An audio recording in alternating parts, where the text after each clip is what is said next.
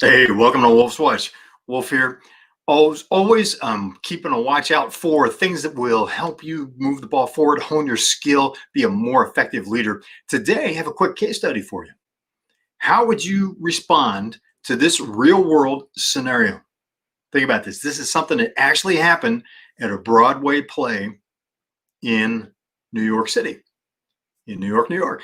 So think about this. You're the general manager of a theater on Broadway. So this is prestigious, big place, big numbers of people. You got a couple thousand people that come in. You have a play that is just sold out. It's doing great. On one of the scenes in the middle of the run, actors are on stage. All of a sudden, one of the two lead actors during a dialogue that they're doing starts to slur his words a little bit. Boom, goes over, face down on the stage. The audience laughs. Yeah, thinking it's a gag as part of the script, even though it's out of line. It's out of line for the script. Dawns on the audience and the other actor, who's now looking stunned, shocked, and not sure what to do. There's a very uncomfortable silence. Suddenly, the other actor jumps forward, starts to perform CPR, trying to help the other actor. There's a gasp in the audience. Now people are starting to get really uncomfortable. They're wondering, what? Oh my gosh, this isn't part of the play. This is actually something there's been a medical emergency on the stage. The actor on stage shouts, "Is there a doctor in the house?" Being Broadway, of course, so a couple of doctors run up on stage. They start administering care. Paramedics are called. The show was not quite over yet. Right? They're getting close to the closing, but it's not over. Rush the actor that's fallen to the hospital. Turns out he's going to be okay. True medical emergency. He'd had a heart attack on stage. Fortunately, he got immediate care. He's in the hospital recovering. He's going to be fine. So this is found out pretty quickly through the process. The audience has trickled out because the play was disrupted for so long. It really needed to close. So the audience has slowly left after all, after the EMTs had left, they made sure that the emergency crew could get in and out. They've left. So now as the general manager, what do you do? From a customer perspective, the actor's going to be okay. He'll be back in the future. He needs a little recovery time. He'll be back in the future. What do you do for the audience that was there in the midst of this medical crisis that happened while they're at your business? They had expensive tickets to the Broadway show, which didn't complete, almost, but not quite. It's about 85% done with the script of the play. Do you refund their money? Do you invite them back? Do you give them another, into another show? Do you give them a ticket, a voucher, a cash card that they can spend somewhere else? Do you send, help? Do you offer them therapy, access to a therapist, or something to help overcome the shock, the trauma they may have experienced? It just has me shaken up too. I'm just thinking, like, put yourself in that position. You're watching this on stage, actors that that you love their performances, and all of a sudden one of them almost dies right in front of you. That's very traumatic. This is a mixed audience, a lot of different age groups, children. How do you handle that? Do you think it's incumbent upon you to reach out to that audience and let them know, hey, if you need, we're sorry this happened. Here's an update, releasing what you can with the actor's approval. Here's an update. The actor's okay. We're sorry for this. Offer them whatever they need. What do you do as if you were running that business? How would you respond to that?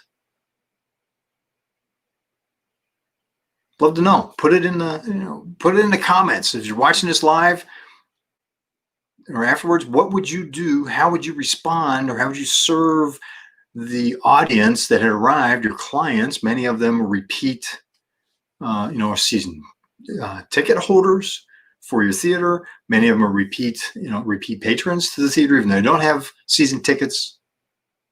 But certainly they're all valued, they're all valued customers. How would you respond to that? Oh, like that. Okay.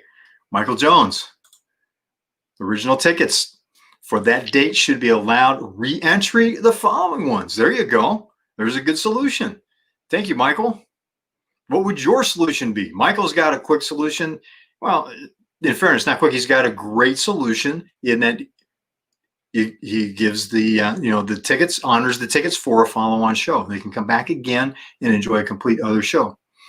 So thank you for that. What would you do? It's a tough spot. Stuff like this happens in business. It's crazy stuff. This has been a crazy year. There's a lot of things that happened in 2020 that you may likely be shaking your head going, I never thought I'd see that. We're not done with the year yet. Who knows what's going to happen here in the last few years, or last few weeks. Seems like years, doesn't it? The last few weeks.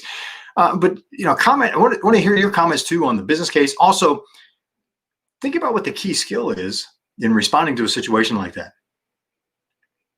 For you as a leader, what would the key skill be?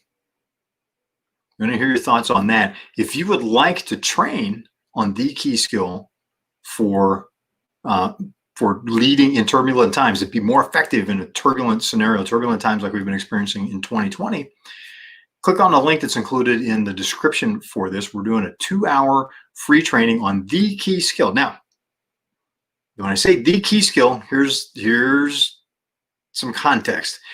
There is a skill that is crucial to leading effectively in turbulent times. It's not the only skill. It is the make or break skill. You will be way, way less effective depending on how much you've mastered it. You may not be effective at all if you have absolutely no experience, skill with it.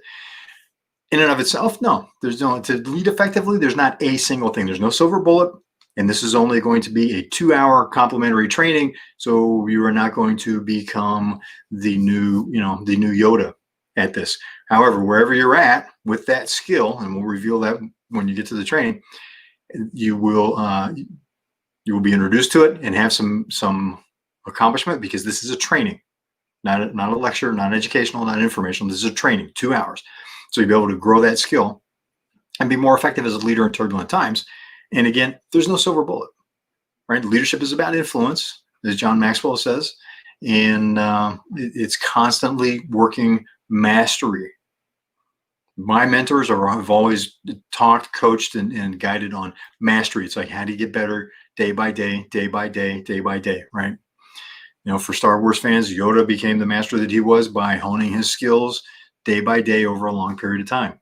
It wasn't, he got up one day, decided to do it, took a couple courses, and suddenly he's the top master. Most things in life don't work that way. With this, it's something that'll help you do better. That's what we're about. It's complimentary. It's just 2 hours, no charge, and it'll be fun. It's very interactive.